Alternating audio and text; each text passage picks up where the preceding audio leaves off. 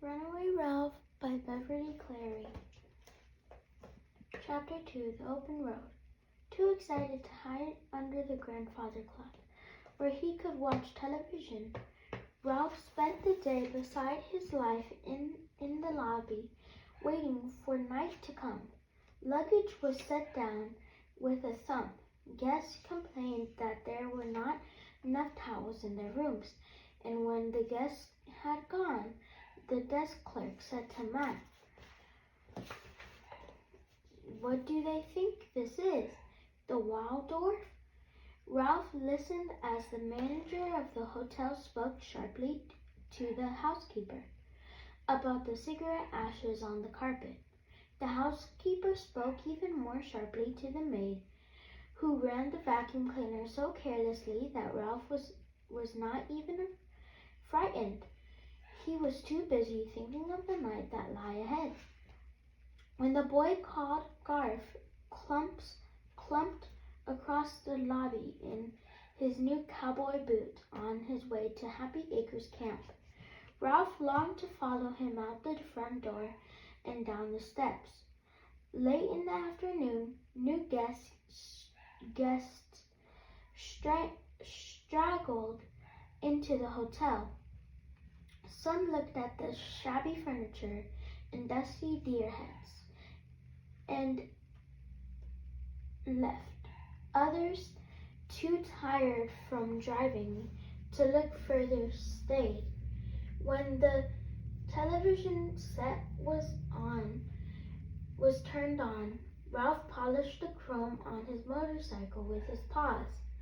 When the set was silent, he napped, too excited to sleep soundly. At last, the bugle in the distance played its slow, sad notes, and old Matt left the front door open. As he went out on the porch to look at the stars, the moment had come.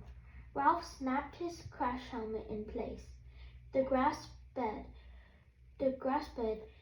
the handlebars and pushed his motorcycle out from its hiding place, avoiding the attention of the night clerk by guiding it along the edge of the baseboard to the front door. On the porch he mounted, and with a vigorous rode across the cracked concrete to Matt's feet at the top of the steps. "Hi," said Ralph, who was able to talk to animals and to any human being who loved speed and motorcycles, who understood that the only way to make a miniature motorcycle go was to make a sputtering noise that sounded like a big motorcycle. "Why, hello there, young fellow," said Matt. "Just what do you think you're going?" "I'm running away," said Ralph, "on my motorcycle." "You don't say!" exclaimed Matt. "Yes, I've had enough of this place," said Ralph.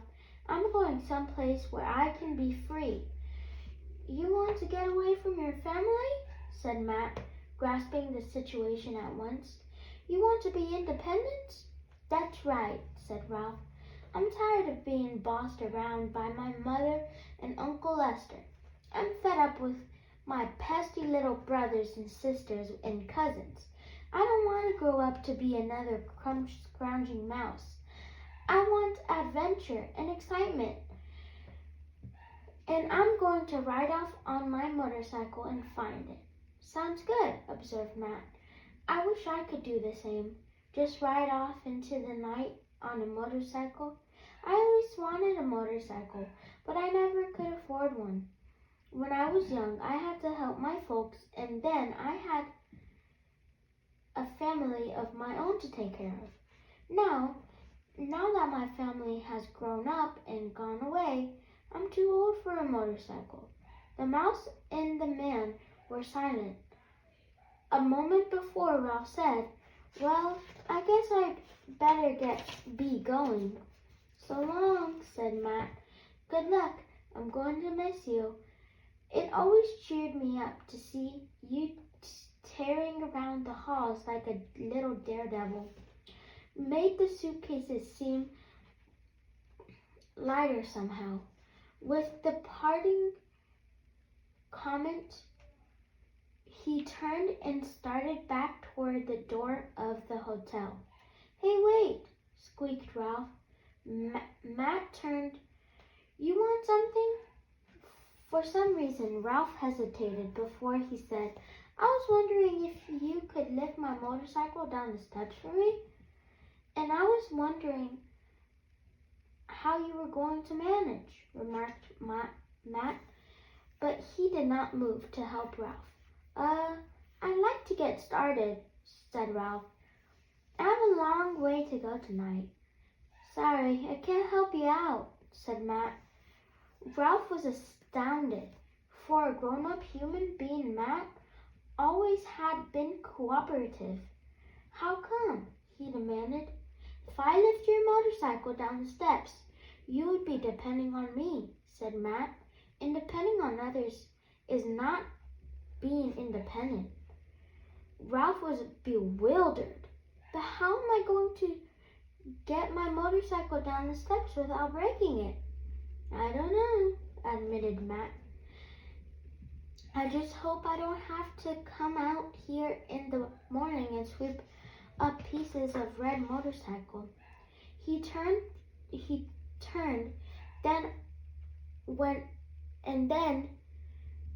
then went back into the hotel, closing the door behind him. Well, how do you like that? Said Ralph to himself. And all the time I thought he was my friend. Off in the distance, an owl hooted. The night suddenly seemed vast, and a mouse a very small creature indeed. The row of empty chairs rocking in the breeze made Ralph nervous. He could not get over the feeling there were unseen people sitting in them, ghosts who might at any moment chase him and steal his motorcycle. He looked down at the 3 concrete steps and the curve of the driveway below him. His motorcycle was a good sturdy vehicle, but it would never survive 3 bounces on concrete. It would be smashed to bits for Matt to sweep up in the morning. Suddenly Ralph was angry. He was furious at the way his old friend had treated him. He would show Matt that he would manage without help. Matt would come out in the morning expecting that Ralph waiting to be let in, but Ralph would fool him. He wouldn't be waiting, and there wouldn't be any broken motorcycle at the foot of the steps either. Ralph set about finding a solution to his problem. He looked at the ghostly rocking chairs, the cracked concrete porch, the steps, and the asphalt driveway below. Once Ralph had taken the trouble to look, the solution to getting his motorcycle down the steps seemed surprisingly easy. About 3 inches below the porch, on either side of the steps, was a sloping section of concrete, a sort of ramp intended as an edge to the steps. The 2 ramps were about 10 inches wide, and each sloped down to a flat section. But below each flat section was a shrub that had been pruned into a somewhat lopsided ball of leaves. All Ralph had to do was ride his motorcycle over the edge, down the slope, and into the shrub, which would break his fall and let him slide gently through the leaves to the ground. The only problem was that terrifying 3-inch drop from the porch to the slanting concrete. But Ralph was sure that with a cool head and steady paws, he could manage. he would show old Matt a thing or two. Ralph wheeled his motorcycle back into the edge of the porch, but in line with one of the concrete ramps. High speed would be best. He decided speed fast enough to carry him over the edge without wobbling so that he would land on the ramp on both wheels. Ralph's heart was pounding as he mounted his motorcycle, but his head was cool and his paws steady on the handle grips. Ralph drew a deep breath. His paws tightened on the handle grips, and he rode smoothly toward the edge of the porch. He held his breath as he shot out into space as he had planned. There was a sudden heart-shaking drop before the tires hit the ramp. At this point, everything went wrong. Before Ralph realized what was happening, the motorcycle shot down the ramp, which was worn smooth by many children who had slid down it. Ralph flew into the air and fell upside down into the shrub. He lost his grip on the motorcycle and felt himself brushed by leaves and scratched by twigs until he came to rest wedged into a crotch of a small branch. His helmet had fallen off. One ear was scratched, and he was badly frightened, but he was not injured. When Ralph had caught his breath and his heart was no longer pounded against his ribs, he boosted himself up so that he was sitting in the crotch of a twig. The shrub was not the leafy cushion that he had expected. From his perch in the corner, in the center, he could see that the leaves grew only at the tips of the twigs, and that the bush, which had looked soft and springy from the outside, was on the inside leafless and spiky with dead twigs. My motorcycle, thought Ralph frantically. Where is it? Then he saw it, far above his head, hanging on a twig by its back wheel. His helmet, however, had bounced to the ground. Ralph did the only thing he could do, and that was climb up to his motorcycle and start chewing. The twig that held the motorcycle had a dry and dusty taste, but Ralph chewed until it snapped, and the motorcycle slid down the crotch of the twig below. Ralph climbed down, and when he could not free the motorcycle with his paws, he started chewing once more. No little cousin was ever going to say to him, "What happened to your motorcycle, Ralph?" "Huh? What happened to your motorcycle?" Ralph chewed his motorcycle from one twig to the next, and the lower he went, the thicker the twigs became. By the time the motorcycle finally dropped to the ground beside the helmet, Ralph's jaw ached. He dragged the motorcycle across the weedy patch of lawn to the driveway and was about to mount when the door of the hotel unexpectedly opened, and old Matt in pajamas and bathrobe stepped out on the porch and looked around. The little fellow must have managed to get his motorcycle down the steps somehow. Ralph heard Matt mutter to himself, "Now, maybe I can get to sleep. I guess I showed you," thought Ralph grimly as he mounted his motorcycle and sped off down the open road. off into the dark and scary night. So long, brothers, sisters, cousins. So long, Uncle Lester. So long, Matt. Ralph was on his way. Ralph bounced along the uneven driveway to the mountain highway where he quickly discovered that one of the ribbons of concrete pressed smooth by passing tires made a good highway for a mouse. He then made an even more exciting discovery: gravity. With a good fast start, he could coast downhill with amazing speed.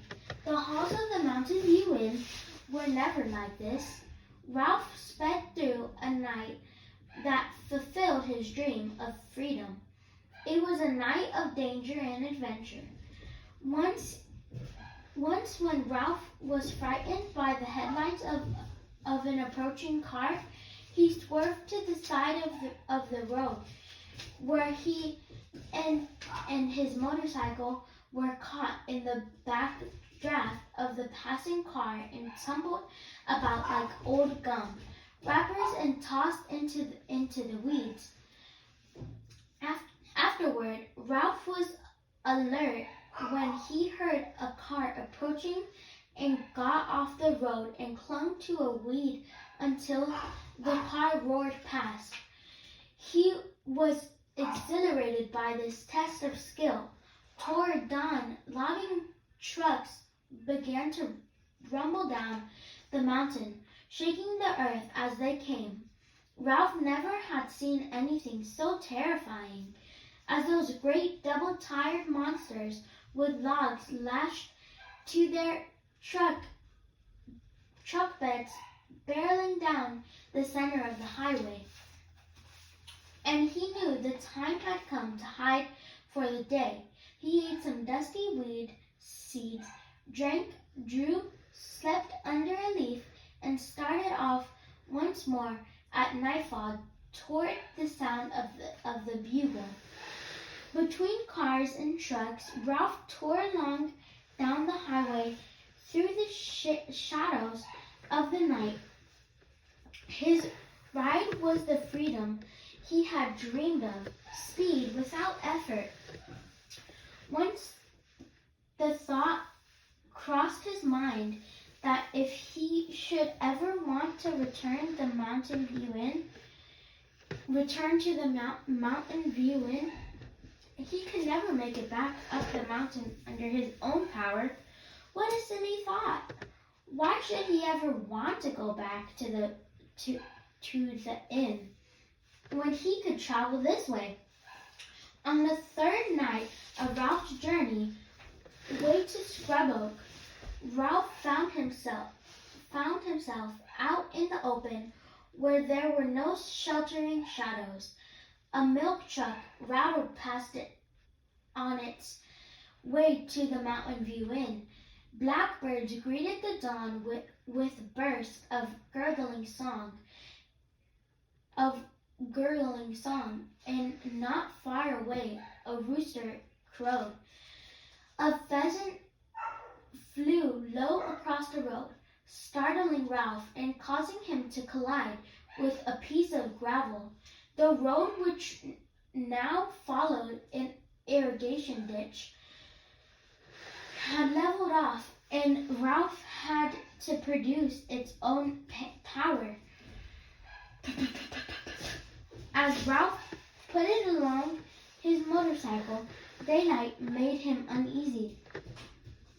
He was looking for a place to hide when the notes of the bugle, so close, he felt as if they might shatter him, burst forth in the lively morning tune.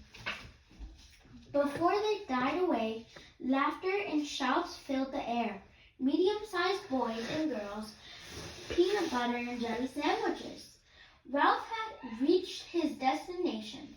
Ralph wished old Matt could see him as he rode off the road and bounced on to a gravel lane that crossed a small bridge over the irrigation ditch. Ahead lay a number of low, weathered buildings surrounded by the lawn and shaded by walnut trees. Boys and girls were washing their faces in wash basins set on benches. A big brown dog, barking furiously, came bounding toward Ralph, who stopped frozen with terror. The dog stopped too, so suddenly he nearly sat down in the gravel. He recovered himself and approached, snuffling with his wet black nose. Ralph sat with his paws clutching his handle grips in fear, while the horrible black nose sniffed him. "And just who do you think you are?" asked the dog. "Quiet, Sam!" yelled a boy. Mouse." Ralph felt very, very meek. Sam eyed Ralph with curiosity. "Where did you get the motorcycle?" He wanted to know. "A boy gave it to me." Ralph was beginning to feel slightly braver, but only slightly. That big dog could gobble a mouse in one gulp. But not if I hang onto my motorcycle, thought Ralph, feeling that his courage had not deserted him entirely. A dog would not eat a motorcycle. "No kidding," said Sam. "A mouse-sized motorcycle? Where did you come from?" "The Mountain View Inn." "That run-down place," said Sam. "I'm not surprised the mouse are deserting it. Where are you going?" "Well, here, I guess," said Ralph. "I followed the sound of the bugle. I wanted peanut butter and jelly sandwiches." "Sorry," said Sam. "You can't come in here. You can't come in here. I'm the watchdog of Happy Acres Camp, and it's my job to protect the camp." "Aw, come on," said Ralph, who was beginning to see that Sam was really not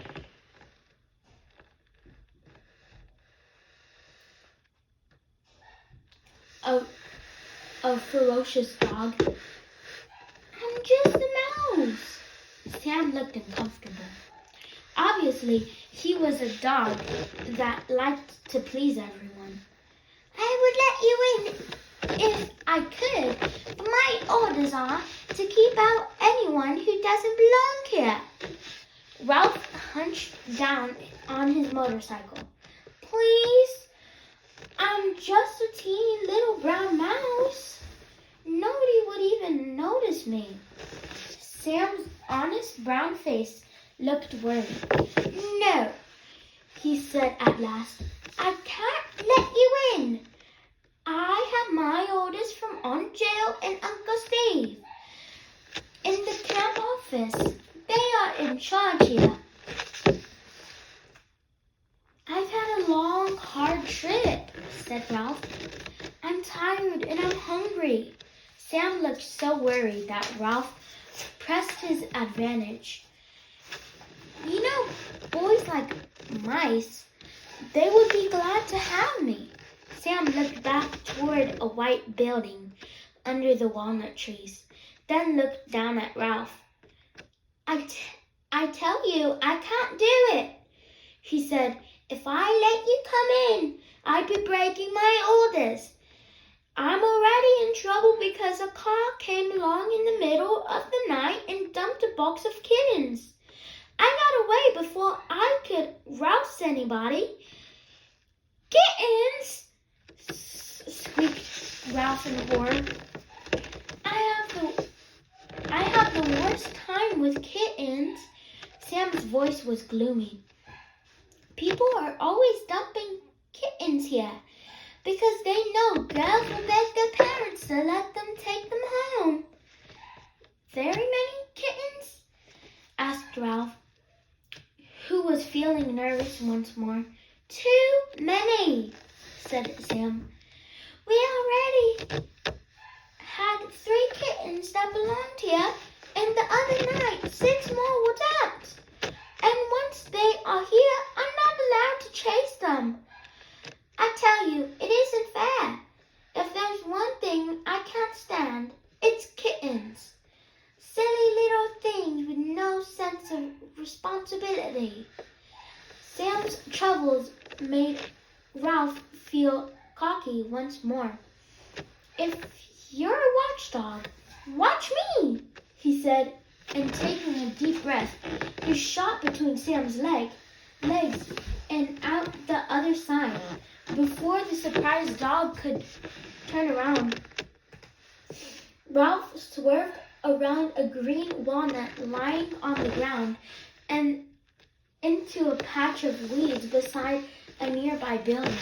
Come back here, barked Sam. You weren't supposed to do that. He began to snuffle around in the weeds. Ralph had not expected to be snuffled for. He had thought that once he was inside the camp, Sam would give up. Sam growled and moved his nose around in the weeds like a doggy vacuum cleaner, unable to ride. Ralph pushed his motorcycle farther back into the weeds. The wet black nose parted the stalks, but Ralph was saved.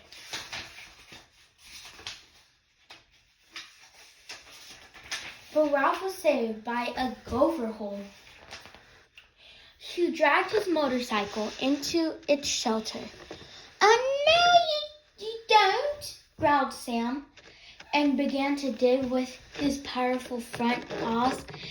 Dirt began to fly, pulling his motorcycle after him. Ralph waded farther back through the loose dirt into the gopher hole. Faster went the paws. Hey, everybody! Sam's after a gopher! Yelled a boy, and Ralph could feel feet pounding on the ground overhead. Go get him, Sam! Urged another boy. Sick 'em, Sam! Everyone seemed to be saying at once. You're being mean to the gopher! Protested a girl. Several girls' voices began to yell. Go, gopher, go! Faster and faster flew the paws with their strong toenails. Sam was panting. Now Ralph pushed farther and farther back into the gopher. Run until a disagreeable voice ahead of him said, And where do you think y'all going? Eek! Squeaked Ralph. Face to face with the owner of the gopher run, he hastily pushed his motorcycle, which he had been pulling ahead of him for protection. Beat it, said the gopher, squinting at Ralph. I didn't dig this tunnel for mine. The digging paws were coming closer. Hey, boss, Sam! Shouted the boys. Go, gopher, go! Shouted the girls. Even the gopher looked uneasy. Please, pleaded Ralph, save me from that beast. The gopher was more interested in saving himself. Already he was beginning to move farther down the run. You can stay until the dog stops stinging and no longer, he said, and fled off into the network of tunnels. Not far away, a bell clanged. Breakfast! Shower time! Yelled the boys, and the feet that went pounding off in the direction. of the bell shook the ground overhead. The paws stopped churning, but overhead Ralph could hear the sound of panting. Sam poked his fearsome snout into the gopher hole for one last sniff before he too trotted off for breakfast. "Woo!" gasped Ralph, leaning against his motorcycle. He had pictured camp as a place where boys could bring him peanut butter and jelly sandwiches, not this dark and dusty tunnel inhabited by a grouchy gopher.